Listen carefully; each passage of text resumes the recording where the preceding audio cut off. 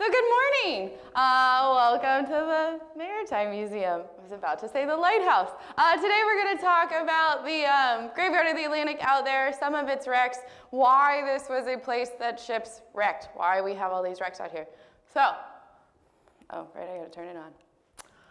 Just again to reintroduce all of those words that Mary Ellen just told you, I am an underwater archaeologist at the St. Augustine Lighthouse and Maritime Museum, which is why I was telling you, welcome to the lighthouse. We have a lighthouse that looks almost identical to Cape Hatteras. So if you ever want to come down and see it, please do. It's very pretty. But we work on a lot of shipwrecks offshore of St. Augustine. We have about 500 between the Florida-Georgia coastline and Cape Canaveral. Not quite as many as what is off of here, but we go down, we document them, bring that stuff up, tell people about the process of underwater archaeology, and just general education about lighthouses in general. So if you want to know more about that, please find me after. But today we're going to talk about the dangers of the graveyard out there, some of the reasons these ships wrecked, what is still affecting these shipwrecks out there, the wrecks themselves. We got a couple of cool wrecks to talk about, and then the cultural impacts of these shipwrecks on our environment. I mean, we are standing in a museum that is meant to look like a shipwreck. So they're still around. And the future for these wrecks and what all of the changes in our world mean for them. But the dangers. So, biggest thing out there that you may or may not know about, the currents. There's a big Gulf Stream about 10 miles east of the point at Cape Hatteras, and there's also the Labrador Current coming down from the north. That's warm water and cold water hitting. Just like a weather system, this creates bad conditions for ships out there. That cold water and hot water can create dense fog. It can make bigger waves. Sorry, it's early. Train of thought just got lost. It can make gale force. It'll cause all sorts of problems. And this Gulf Stream was what ships were using to go back north, or back to Europe, when we first started colonizing the New World, and this Labrador Current was causing problems, along with some other things. So, the next thing, the landscape. As you may know, we're standing on a barrier island. It's pretty much all sand. Sand moves with water, as we have seen. And so basically all of the waters in and around here are covered with sand, and that sand is shifting. That sand is really hard to map. Those shoals are really difficult to map, and they just keep moving. We've even had, oh, look, I'm using your pointer. That little dude developed off of the Cape. So these things, the processes are still happening. This is the inlet between Hatteras and Ocracoke right out there that you may go across. That ferry has changed. That ferry used to take you like, what, 15 minutes to get across? Now it takes you like an hour. Those are those sandbars moving out there and causing problems for ships. And this was happening a long, long time ago. Storms, everybody's favorite. You got two big sets of storms that impact the coastline here. You've got hurricanes. This is Florence, sitting right over North Carolina. You've got nor'easters that come the other half of the year. This is, I don't know when this one hit. 2018, so they're still happening. But these cause large quantities of wind. They make conditions very unstable out there for boats. And they happen almost all of the year. I was reading a paper the other day. It said that ships tended to wreck between January and April, which is the time of year that nor'easters are hitting around here, and then like September through December, which is the time we get hurricane season. Those were predominantly the main parts of the year where when these wrecks were occurring, all driven by storms. Because storms create unpredictable environments. They make it hard for people to navigate, see what they're doing, and everybody's just really unhappy when they're sitting in driving rain and gale force winds. I don't particularly enjoy it. The last thing is shipping lanes. There were plenty of ships sailing up and down this coastline. This is how they got back to Europe. This is how supplies got from the northern 13 colonies down into the islands. There was a lot of trade going on initially, and it still happened. So what these sailors tried to do was either navigate this gap between the land and the Gulf Stream, or cut through the Gulf Stream, which is never very productive, or go totally around the Gulf Stream and waste a bunch of time. So that caused problems. I was reading an account the other day that you could see somewhere between 74 and 80 ships off of Kinniket, which is up near Buxton, at any time around the Cape. And when these storms blew in, they didn't know what to do. Some were landing on the beach, some were getting blown out to sea. They would just disappear because they were so unsure of the waters and how narrow this little passage is to get through that little spot right there. And if there's 80 ships trying to go in either direction, it's like being in rush hour traffic on a major highway. Not very good. So remember all of these. How these wrecks occurred? Well, naturally, storms would come in and wreck a boat. We see it today. They would run aground on a sandbar through these massive winds. They would just get totally obliterated like this. There was one captain in the 1860s that was sailing up and down the East Coast constantly. And he tried to thread that little needle between the Cape and the Gulf Stream. So, once a storm blew in, he didn't know what decision to make to save his men. Should he run it aground, lose his ship and his cargo, and save his men? Should he try to outrun the storm into the Gulf? So these were the problems facing these sailors as they're sailing up and down the coast. What do they do to not wreck? Occasionally, they didn't always make it. We also had other factors that helped these boats wreck. During World War II, there were a bunch of U-boats out there. We were known as Torpedo Junction. All of these boats were getting shot out of the water just like this one and sinking to the bottom. There are about 100, 150 that are caused just by World War II. You also had poor manufacturing of vessels that would occur. We just had a wreck wash up last year in St. Augustine. Wooden vessel, determined that it was just very poorly designed in how it was put together, so it more than likely just fell apart out there as it was sailing up and down the coastline. It may have been impacted by a storm too, but that storm just caused that boat to pop apart. You also have people just incidentally and purposely running vessels aground to claim insurance money, all sorts of reasons that are not natural but cultural in why they are wrecking. So this has led to thousands of wrecks out there. But what happens to those boats once they've wrecked? So the sites continue to develop as you know them today. You'll hear about a number of them, not from me, from our other speakers about shipwrecks off of our coastline. But they are still impacted today. Even though they've already wrecked, things are still impacting these vessels. So the ones that wash up on the beach or are buried in the sand, ran aground, look just like that, they are constantly affected by sun exposure. The sun can actually deteriorate wood very quickly. If they have been submerged in water and then are exposed to sun, they just start to completely go away. Reburial protects them to some degree, but still impacted. And they disguise them. So all of this moving of sand up and down the beach by all these excavators clearing our roads for us may or may not be impacting these wrecks that we don't know about. So it's very possible. You got storms. Storms are still affecting these wrecks. Storm surge, big waves that are coming in with all these massive storms are driving forces on the bottom that we don't see or think about. So these wrecks are still being impacted from that. And they become, we'll talk about this a little later, natural reef environments. So all those corals that are growing on these boats are good for the fish. Everybody loves the fish. But they are also can cause issues for the wreck because they can destabilize it and it can slowly start to break down and flatten out. And we may just have a pile and it won't necessarily look like a boat anymore. We also have cultural impacts. A lot of people out there looking for stuff. Everybody wants a piece of history. So that's the thing. Archaeologist also is a destructive process in itself. What we are doing to those sites we can never undo. Even by just digging a hole, we're impacting the wreck. So that is also a destructive process as a feature as well. And just diving. I mean, if you don't have good buoyancy and you're falling down on this site, you can break something unintentionally and not know it. So all of these things are impacting our wrecks to this day.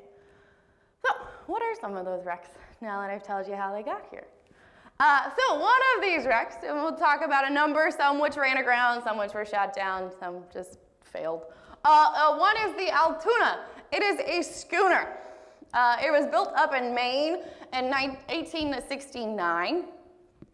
So it was carrying a load of wood from Haiti on its final voyage in 1878 when it got off the coast here, and there was a big gale that came through. So big kind of nor'easter, a lot of wind like we kind of experienced the other night if anybody was here on Tuesday. I think it was very, very windy. So something about that size, tropical storm force winds. And there were about 6 or 8 wrecks that went down because of this incident.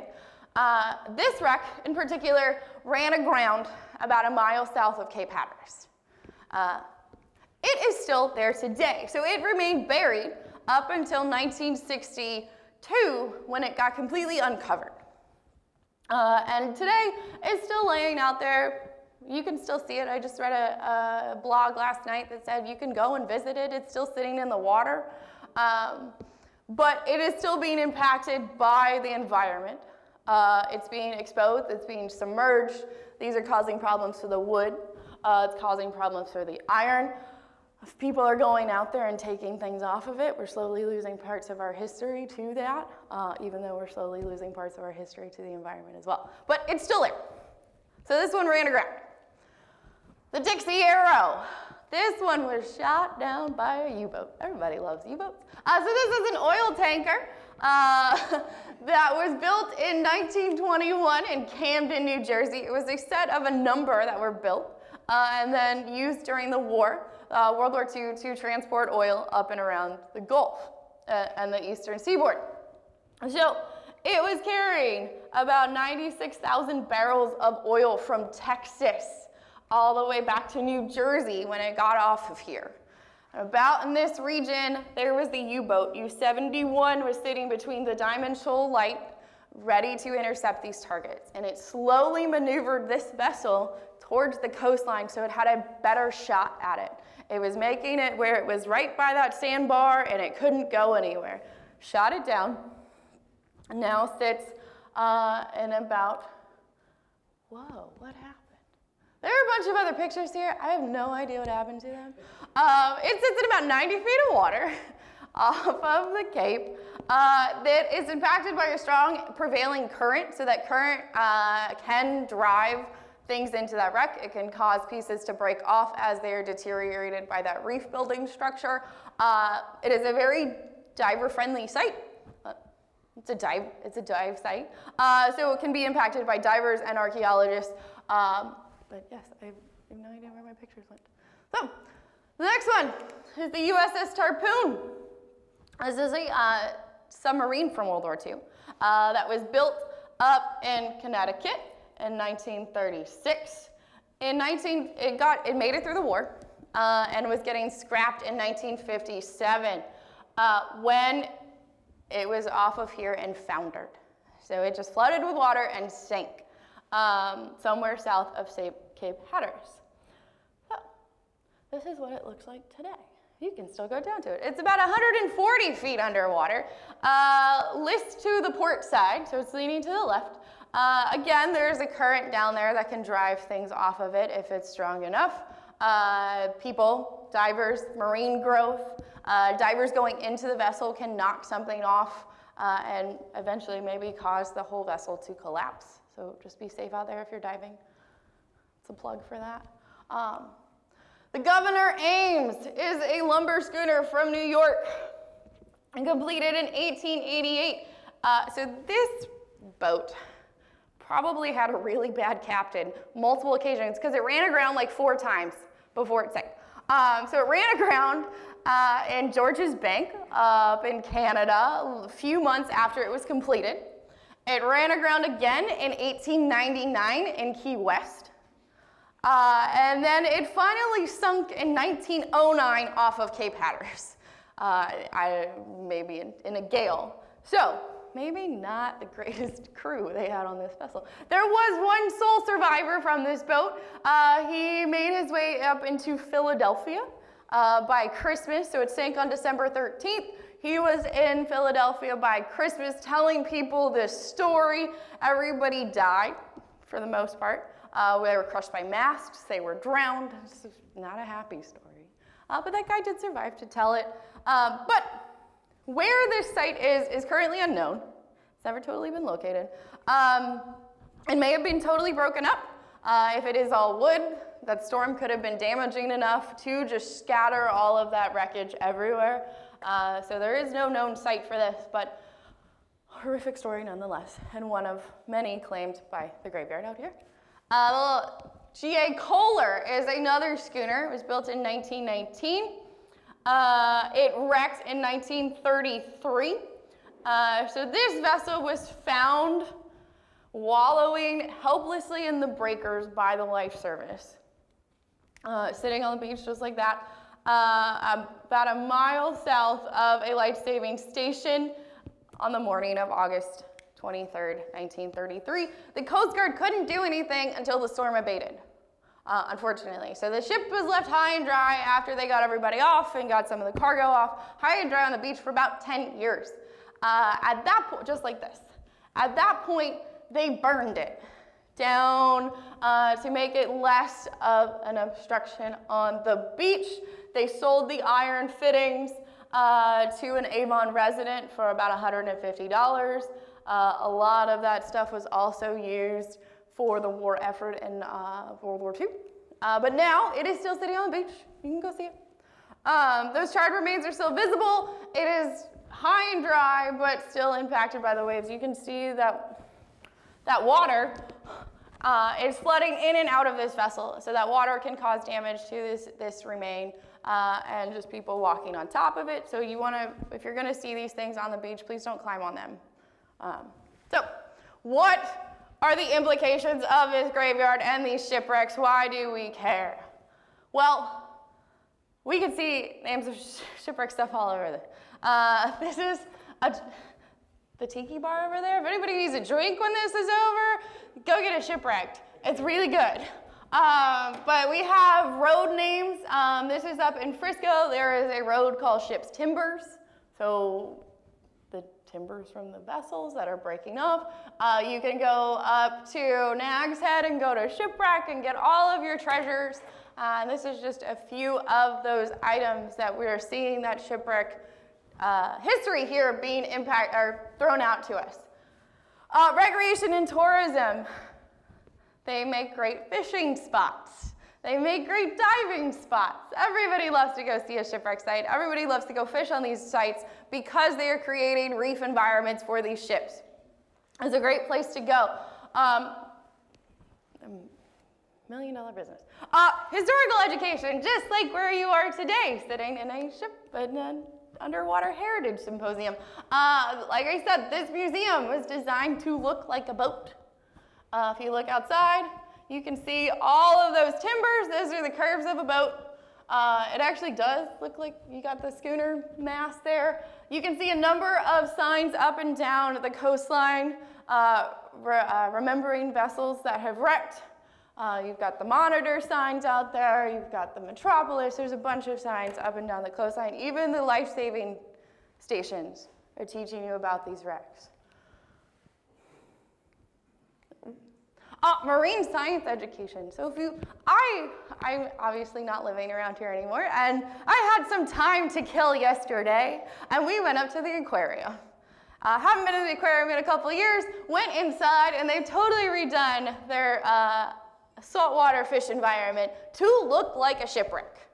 You walk inside, and you're standing in the middle of a wreck, and the fish are swimming all around you. All of the exhibit cases have guns and barrels and artifacts from boats. There's even a Spanish captain telling you about the Spanish treasure ships that wrecked along the way between New Jersey and like Florida, including off of here. So it's very pervasive. The big shark tank is a big exhibit of the monitor. So they are teaching you about wrecks too.